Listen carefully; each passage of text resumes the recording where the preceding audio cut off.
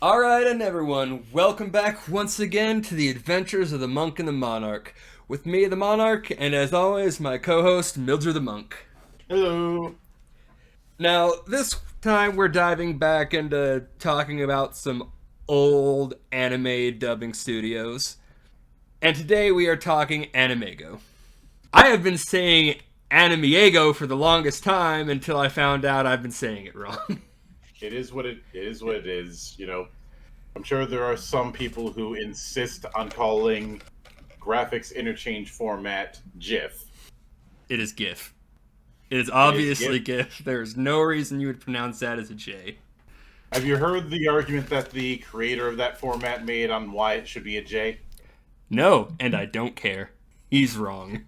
Let me explain why I am petty about this. His argument was choosy programmers choose GIF. That is word for word what he said.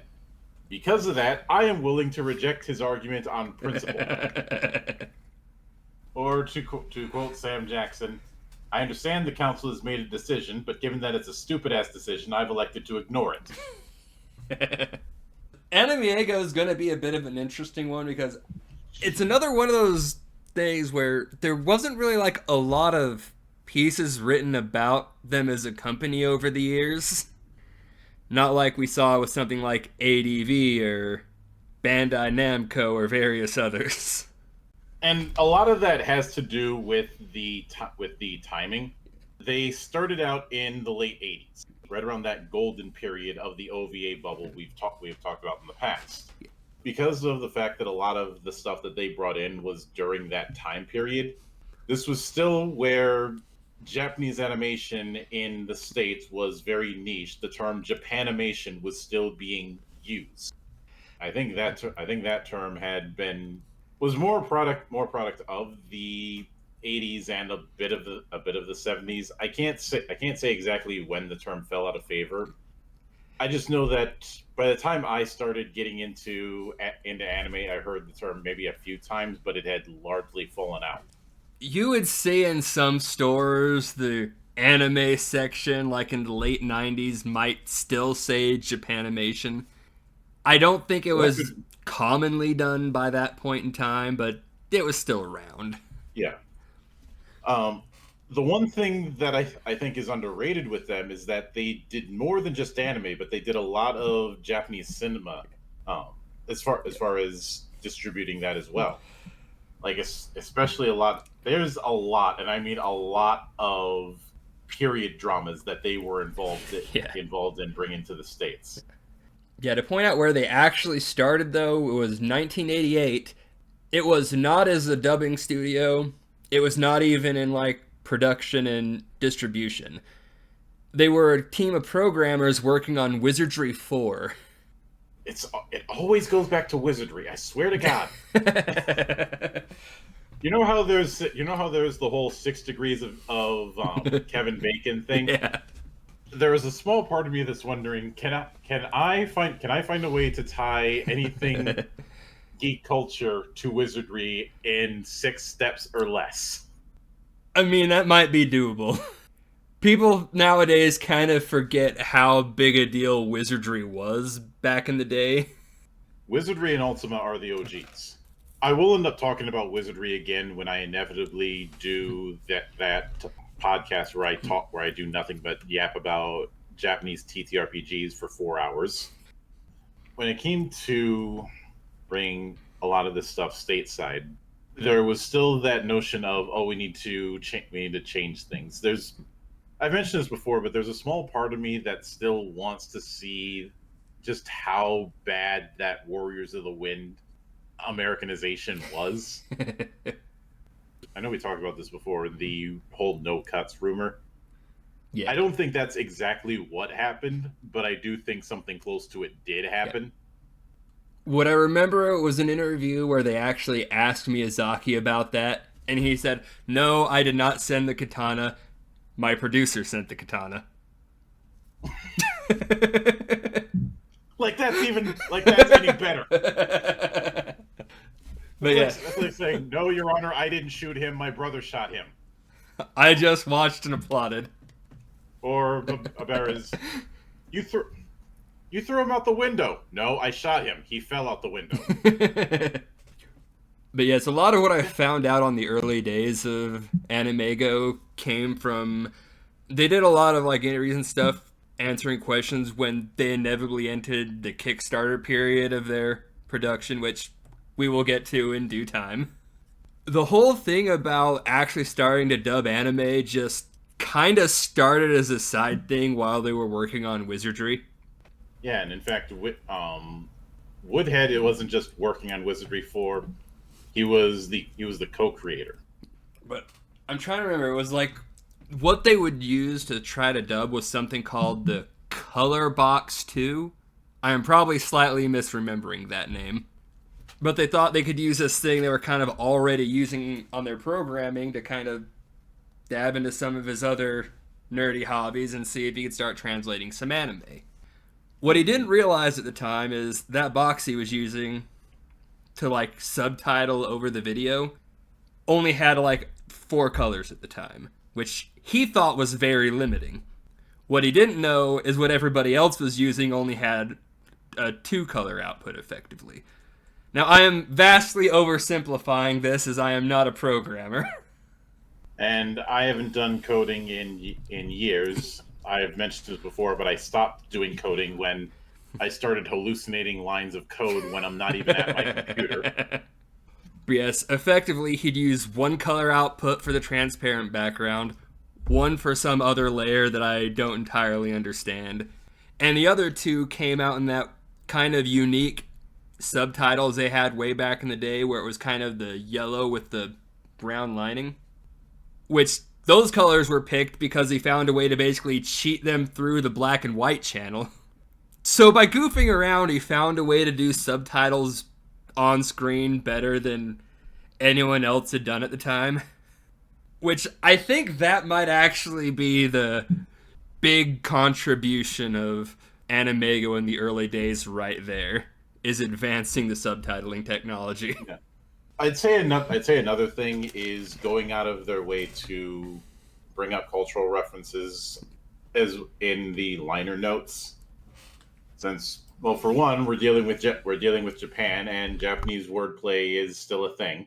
Granted, some of those kind of things are a case of trying of technically violating the rules of explaining the joke, but otherwise you wouldn't get the context at all. Yeah. We've talked about this when it comes to the issues of localization, Yeah. and I had said that's why an official dub of, say, Zetsubo Sensei will never happen. Because you'd be doing nothing but reading liner notes the entire show. I mean, how the fan sub had a bunch of liner notes after a good chunk of episodes, Yeah. just because when everybody's name is some sort of in joke, some sort of linguistic joke. Although that seems fairly obvious, around that time, that wasn't something that was considered. And hell, with a lot of foreign films, that's still not something that's considered. I remember watching Hero back in the early 2000s, and I didn't realize until years later that the line "Our land" was supposed to be "All under heaven." It was changed because people thought "All under heaven" might be misconstrued. Except, well, it might be misconstrued. All under heaven is going to be a concept that is much more in keeping with wuxia. I don't fault people for missing that at the time, because wuxia is a genre that everybody has seen but they don't know. At least here in the states, if you get what I mean. Yeah. Obviously, obviously they tie back to the whole thing with Macross in one form or another. But for me personally, there's two works that I will always associate with Animeigo. One of them is the original Vampire Princess Miyu. There was another attempt with, and I'm talking the original OVAs. There was a full season anime some years later, but that was handled by Tokyo Pop, which is another Tokyo Pop being another can of worms that I'm not drunk enough to get into that, and because of some of the things I'd have to cover from talking about that, I would have to drink. but the bigger one was, of course, the original Bubblegum Crisis and Bubblegum Crash, as well as stuff like the AD Police. Something I think is worth noting is when they started out, they were doing Laserdisc and VHS in equal measure. That's how far back they go. Both of those projects were early 90s, and of course, there's Metal Skin Panic Maddox '01, which was 95, which was dubbed in 95 and subtitled in 1990. Watching their old dubs is one of those things where I wouldn't bring somebody who recently got into anime. I wouldn't put them through one of their old dubs. Yeah. Objectively speaking, the dubs have not aged all that well. Not because of a bunch of butchery, but just the fact that the quality standard for voice acting has skyrocketed in the last 20 years. Not to say there hadn't been good dubs that far back, but they were not common. Especially not for a tiny ass group that was that was operating on a shoestring budget. With a lot of dubs in the early 90s and late 80s, it was get whoever is within in arm's reach. Even for as much as I love ADV's dubs, they're no exception to this. Especially their early stuff. Yeah. Now, one thing I'll note, because if you're just looking at, say, the wiki page, some things are like, doesn't have the dates on them, possibly because they were struggling to find. But the first thing they did was Metal Gear Panic.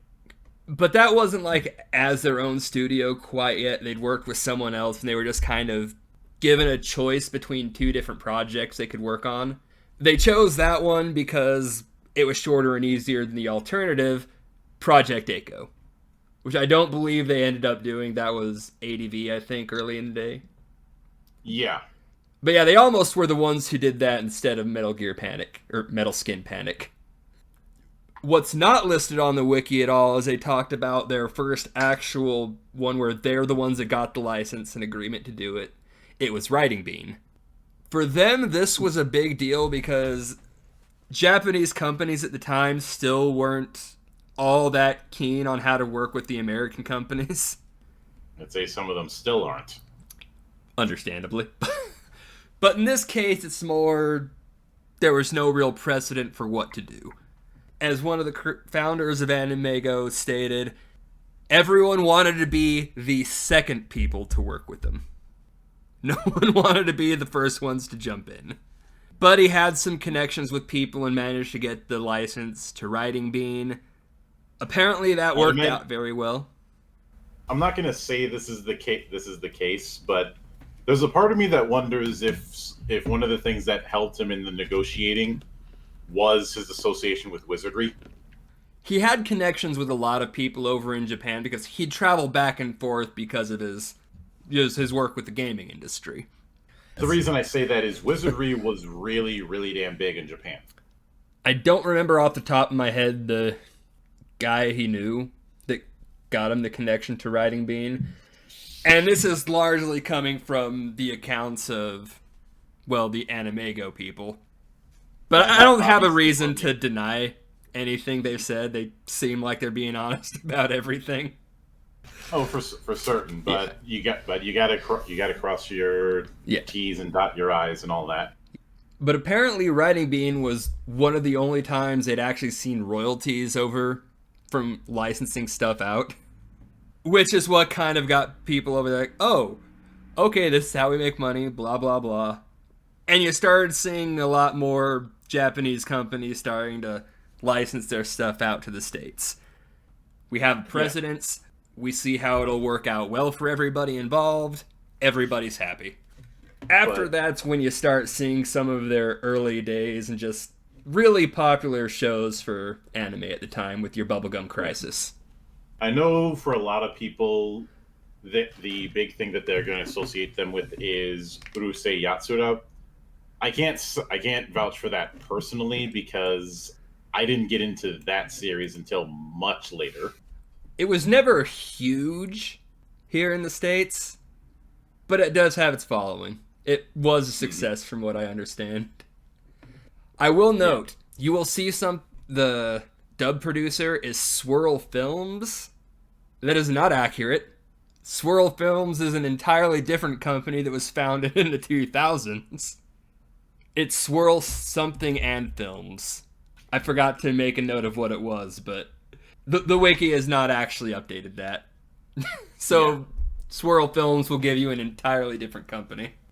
Another interesting bit of history was them having some involvement with bringing the Otaku no Video project internationally.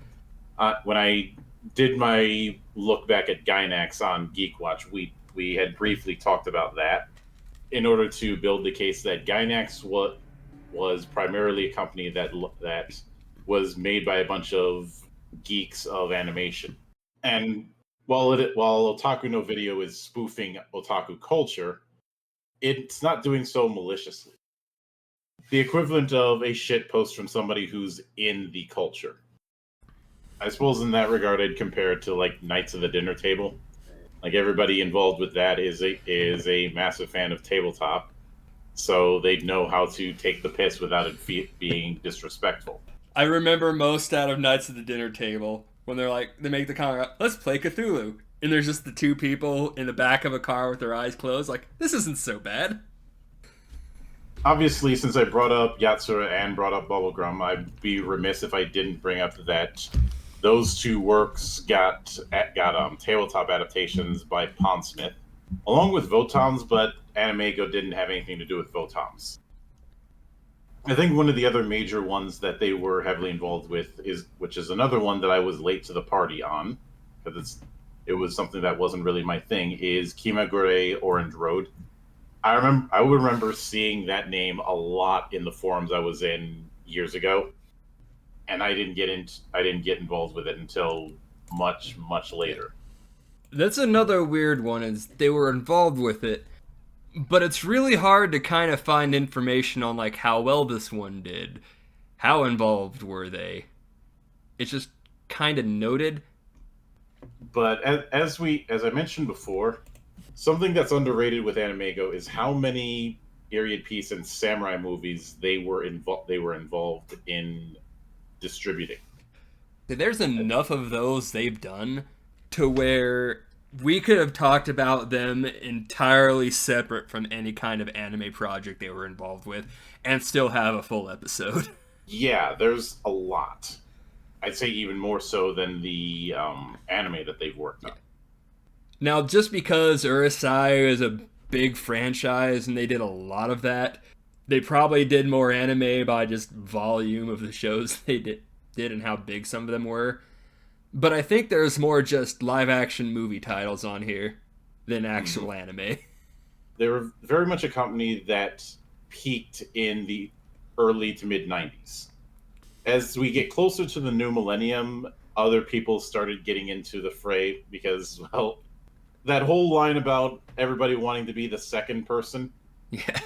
is somewhat prophetic, because we get closer to the 2000s and we get closer to that massive feeding frenzy between multiple companies that I talked about in the past. I know it'd be tempting to call it an arms race, but an arms race usually involves a few people trying to go bigger and bigger. I call it a feeding frenzy in the early 2000s because you had 3 to 5 different companies that were grabbing any distribution rights they could get their hands on. Didn't matter how good or bad the anime was, just get more out there. I think the success of Toonami kind of bolstered that, because the original lineup of Toonami had a lot of cast-offs or stuff that didn't quite fit. There was all the controversy with the Cowboy Bebop. There was the fact that Big O did not do well in Japan. There was the fact that Gundam Wing did in Japan. All of them doing much better stateside, I think, reinforced that feeding frenzy, that you might find something that, even if it didn't do well in Japan, might do better in the States. Apparently, they're also tied to Macross 2, which is in a weird position when it comes to the Macross fan base. It was like Big West wanted to do more Macross. Studio Nue didn't. And then afterwards, Studio Nue came back and it's like, fine, we'll do it. With that said, The very beginning of Animeigo, I think, it's very front loaded in terms of just like their overall history. Because as I said, it was kind of the floodgates for a lot of things to come. They advanced the subtitling technology to make it look a lot better in the long run. And they had a lot of really early, just classic OVAs and stuff released. Like, we had that Metal Skill Panic. Bubblegum Crisis still has a huge fan base to this day.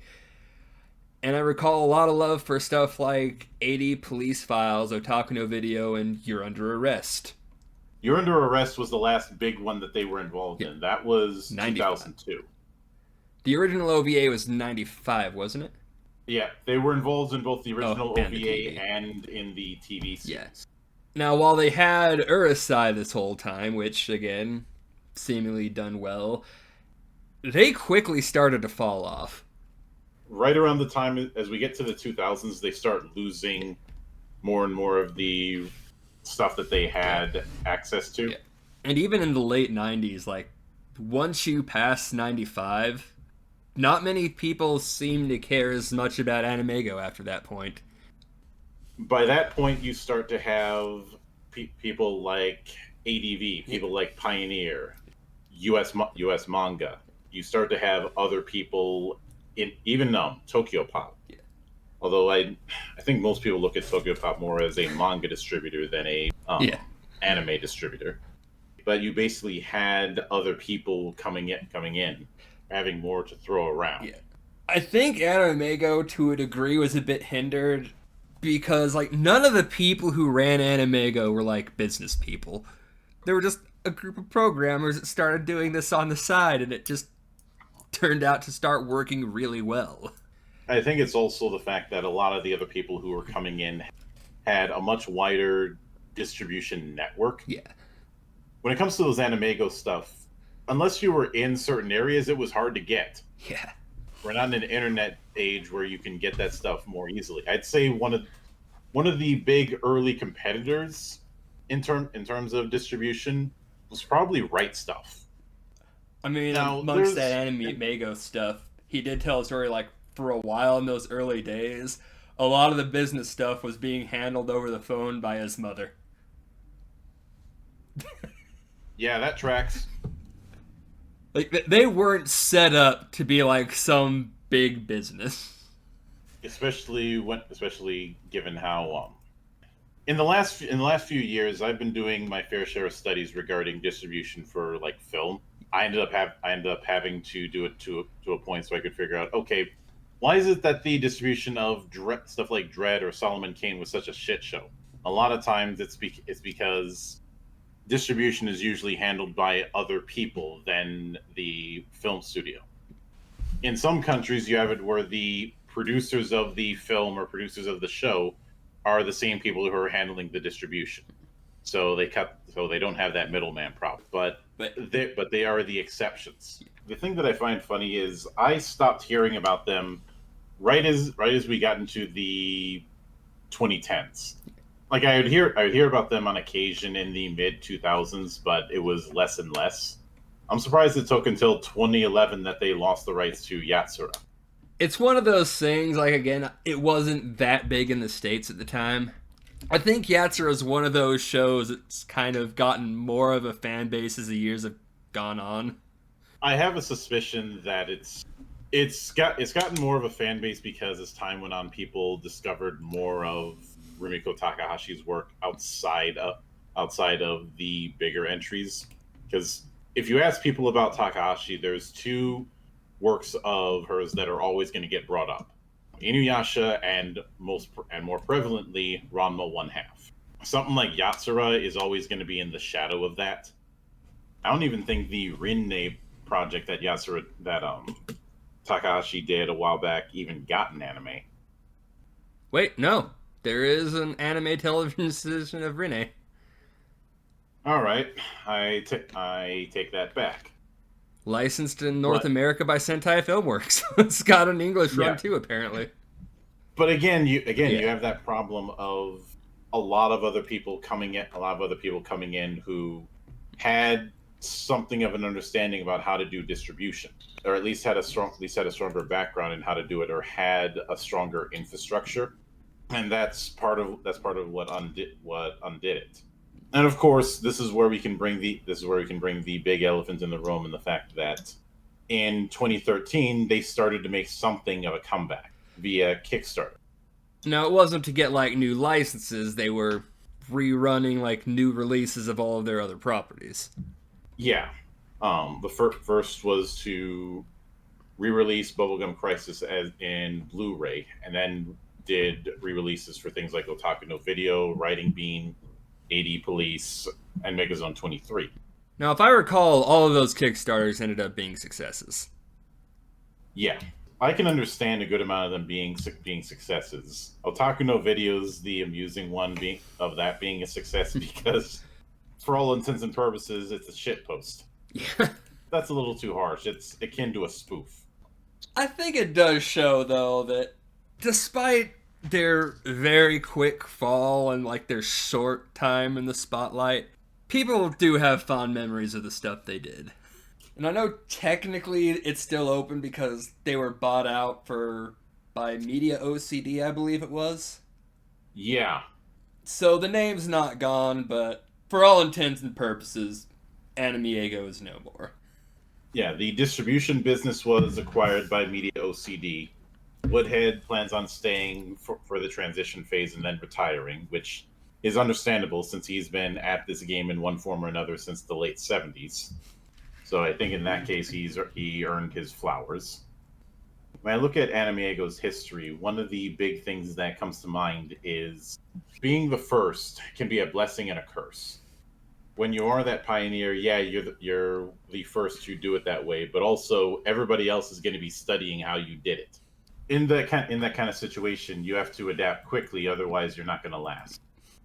I don't think the way Animeigo did things unless could have lasted as bigger and bigger distribution and infrastructure chains started to get into. Now, is it possible that they could have survived if they just focused on samurai movies and the like? Yeah, maybe. Yeah, maybe. That's I think always had its could. audience, but that's never hit the same kind of level of audience that anime did. There's a lot more wiggle room with anime than there is going to be with period dramas. Yeah. It was like how many different ways can you tell the Battle of Sekigahara? I'm just using that as an example. If I need to use a more Western example, how many different ways can you talk about the Battle of Gettysburg? Regardless of how well you do it, there's gonna be a ceiling for that kind of thing. I think at the end of the day, like, if you compare Animeigo to some of the others we've talked about, like, you have titans of the industry, we've had, like, ADV. It's weird to call Funimation a titan of the industry, but it's probably weirdly true. Animeigo never really hit that status, but at the same time, I think they were just as important. They opened the gates for a lot of things. Though, because of the fact that they went by the wayside in the 2000s, that also meant that they completely missed out on that DVD explosion around that time. That explosion of DVD It was huge. was For one of the other anime. things that um, really contributed to that feeding frenzy because there was such a demand for more DVD content. Oh, what a great time that was. I just, as important as they were, though, I don't know if they ever really had much of a chance to make it, just because they weren't those big distributors. And once I'm not anime blew up, saying, you kind of needed something like that backing you. well, if you're gonna need it to expand, just because you need to put it in as many eyes as possible. I don't even think it's just expanding. It's if you're going to license to somebody, you're going to do it to someone with some distribution. Like if anime always stayed as niche as it was in the late 80s, Animeigo probably would have been fine. When it expanded, they wouldn't have been able to keep up on their own just because of how they were structured. And again, the people behind it, they weren't the big business minded people. They were just programmers having fun with their hobbies. maybe if they did have someone like that early on, we might still see them around. But I don't know if anyone involved with Animeigo is really sad with how things turned out for him. No, I don't think that's going to be an issue. There's always going to be that spot in the historian perspective with them. Like one of the episodes of Parliament that I did on my channel was on Megazone 23, and despite the stumbling points and the fact that it was essentially them trying to salvage a failed project because it was supposed to be more episodes than it was, it's still a crucial part in the history of anime, especially with the OVA bubble. And I do think as time goes on, people are going to start to appreciate Animeigo more and more for what they did. You know, now that we're in the internet age. That and a lot of their stuff is not only a lot of their stuff was on Retro Crush, but a lot of what they were doing with those Kickstarters, that mantle's more or less been passed over to Discotech. Yeah. So it'll be nice to see history start to look more fondly on them. Mm-hmm.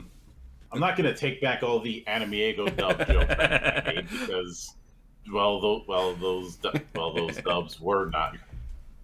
Look, if the dub was questionable back in the day, it's not going to be less questionable after 20 years.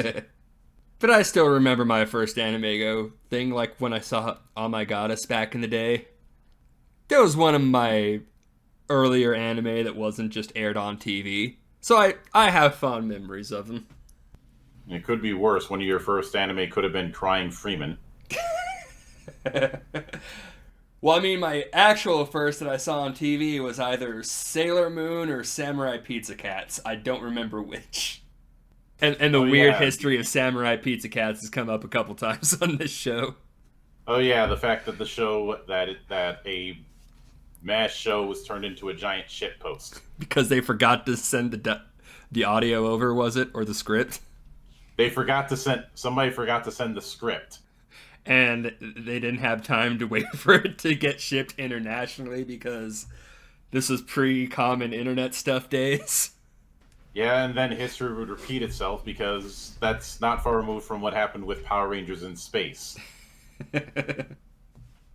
Although I've heard some say that was due to a language barrier miscommunication, not a we forgot the script.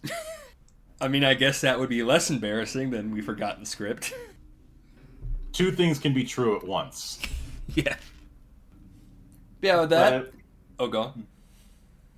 But the big reason I say Discotech is kind of taking the spot that they're in is due to the fact that every time that first off Discotech makes a whole event out of their announcements, but one of the main things that they focus on is doing these cleaned up restorations of older anime. And didn't Discotech get some of the licensing to a lot of the old Animeigo stuff? Yeah. That said, this kind of going to turn out to be a bit of a shorter episode as Animeigo wasn't one of the more prolific companies we've talked about, but it's nice to actually get a chance to look over some of the history a lot of people may have missed out on. But it is interesting nonetheless. Well, that said, I guess this would be a good time to go ahead and wrap up this episode. Mm-hmm. Let's see, I'm going to check what our next show actually was meant to be. Next month, you'll catch us doing something similar to what we did a while ago when we talked about the influence of Record of the Lodos War. This time, we're going to be doing a bit of talking about the influence of JoJo's Bizarre Adventure. Oh boy. We will do our best to not turn the entire show into this is a JoJo reference. I make no promises. Oh, it will happen. But with that said, we will catch you guys next month. Stay frosty.